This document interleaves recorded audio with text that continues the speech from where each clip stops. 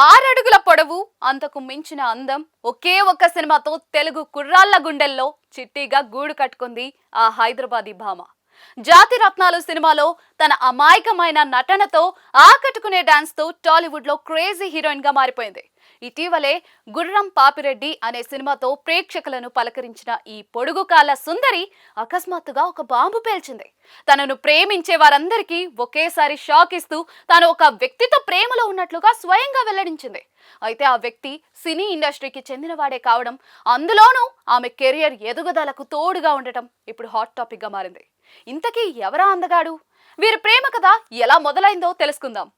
చాలా మంది హీరోయిన్లు తమ వ్యక్తిగత విషయాలను గోప్యంగా ఉంచడానికి ప్రయత్నిస్తూ ఉంటారు.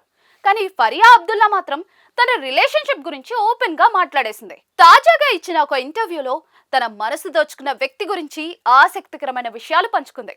నేను ప్రస్తుతం ఒక వ్యక్తితో గాఢమైన ప్రేమలో ఉన్నాను, ఆ విషయం నిజమే అంటూ తన ప్రేమాయణాన్ని అధికారికంగా ధృవీకరించింది.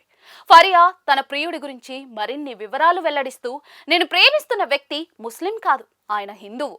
వృత్తిపరంగా ఆయన ఒక కొరియోగ్రాఫర్.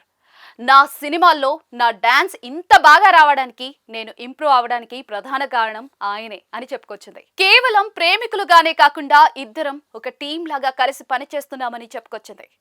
ఒక నటిగా తన వర్క్ లైఫ్ ను, వ్యక్తిగత జీవితాన్ని బ్యాలెన్స్ చేయడంలో తన ప్రియుడి పాత్ర ఎంతో ఉందని ఫరియా కొనియాడింది. ఆయన ప్రోత్సాహం వల్ల నేను ఏ విషయాన్నైనా సునాయాసంగా ఎదుర్కోగలుగుతున్నాను. మా మధ్య ఉన్న బంధం ఎంతో ప్రత్యేకమైంది అంటూ తన ఆనందాన్ని వ్యక్తం చేస్తుంది. అయితే ఇప్పటి వరకు ఆ వ్యక్తి పేరు కానీ ఫోటో కానీ ఆమె బయట పెట్టలేదు. ఫరియా అబ్దుల్లా లవ్ మ్యాటర్ బయట పడటంతో సోషల్ మీడియాలో నెటిజన్లు రకరకాలుగా స్పందిస్తూ ఉన్నారు. అంత పొడుగున్న నిన్ను ప్రేమించే ఆ అదృష్టవంతుడు ఎవరో ఒకసారి చూపించొచ్చు కదా చిట్టి అంటూ కమెంట్స్ చేస్తూ ఉన్నారు. మరికొందరు ఆయన ఫోటో కోసం సర్చ్ చేయడం మొదలు పెట్టేశారు. త్వరలోనే ఆ కొరియోగ్రాఫర్ ఫోటోను ఫరియా రివీల్ చేస్తుందేమో చూడాలి.